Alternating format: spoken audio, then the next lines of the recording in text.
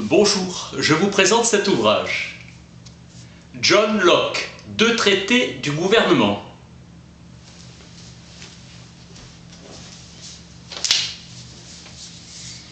Essai sur l'origine, les limites et les fins véritables du gouvernement civil.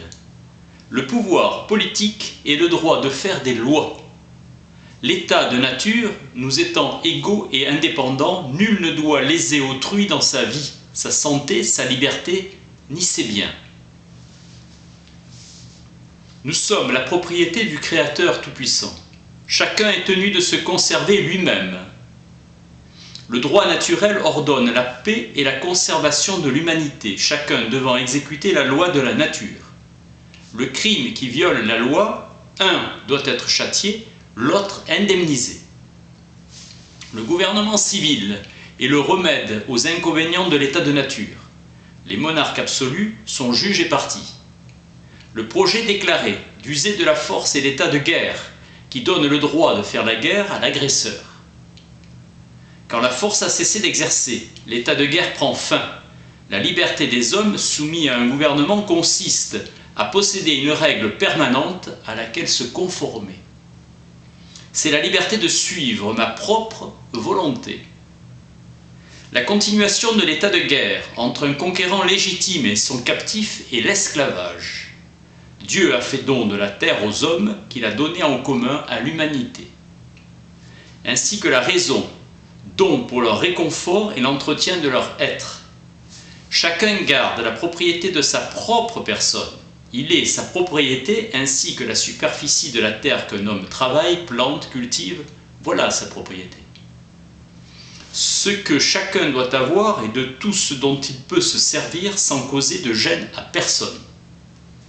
L'invention de la monnaie est en relation avec le désir de posséder plus que le nécessaire, en changeant la valeur intrinsèque des choses. Le travail donne à toute chose sa valeur propre. L'amélioration de la terre due au travail constitue de loin la plus grande partie de la valeur. Le travail confère un droit de propriété sur les biens indivis. Ainsi, aucun motif de se quereller sur l'étendue de la possession. L'or et l'argent ont peu d'utilité pour la vie humaine, tirent leur valeur du seul consentement des gens réglé sur le critère du travail. La puissance que les parents exercent sur leurs enfants procède du devoir qui leur incombe de prendre soin de leur descendance, jusqu'à ce qu'elle soit capable de se tirer d'affaire toute seule. Comme nous naissons doués de raison, nous naissons libres. La liberté de l'homme et sa faculté d'agir selon sa volonté se fondent sur le fait qu'il y a une raison capable de lui enseigner la loi.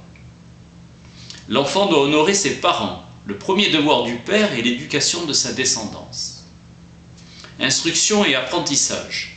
Obéissance des enfants. L'homme est soumis à de fortes obligations de nécessité, à entrer en société et est pourvu de l'entendement et du langage pour s'y maintenir et en jouir.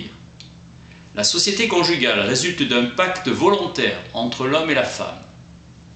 La fin principale de la société civile est la préservation de la propriété.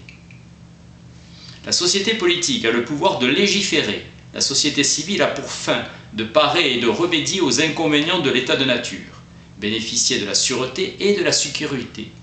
Nul dans la société civile ne saurait être dispensé d'obéir aux lois qui la régissent. Le champion de l'anarchie serait l'homme qui ait le droit de faire ce qui lui plaît sans réparation du mal qu'il fera. Nul ne peut être dépossédé de ses biens ni soumis au pouvoir politique d'un autre s'il n'y a lui-même consenti. L'acte de la majorité passe pour celui de l'ensemble et qu'il importe la décision sans contestation, car il y a derrière lui la puissance de l'ensemble en vertu de la loi de la nature et de la raison.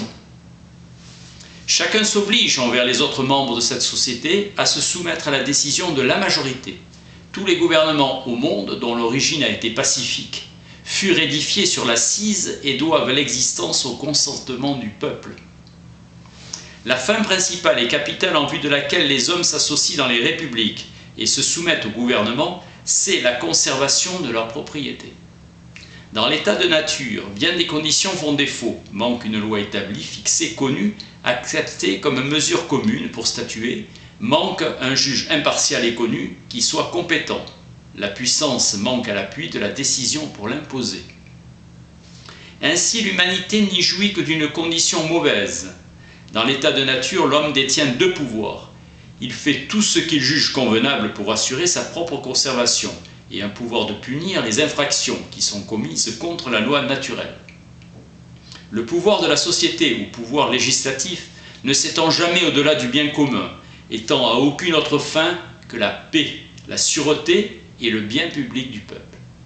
La grande fin que les hommes poursuivent quand ils entrent en société, c'est de jouir de leur propriété paisiblement et sans danger par les lois, c'est-à-dire le consentement de la société. Ils ont le droit de posséder tous les biens qui leur appartiennent en vertu de la loi de la communauté, et il est interdit à quiconque de les leur soustraire sans leur consentement. La République agit pour sauvegarder la communauté. Il existe un seul pouvoir suprême, le pouvoir législatif, auquel tous les autres sont subordonnés, pouvoir exécutif. Tout homme naît avec un double droit. 1. Le droit d'être libre de sa personne, aucun autre n'a de pouvoir sur lui. 2. Le droit d'hériter des biens de son père. La société civile se définit comme un état de paix. John Locke, 2 traités du gouvernement. Merci.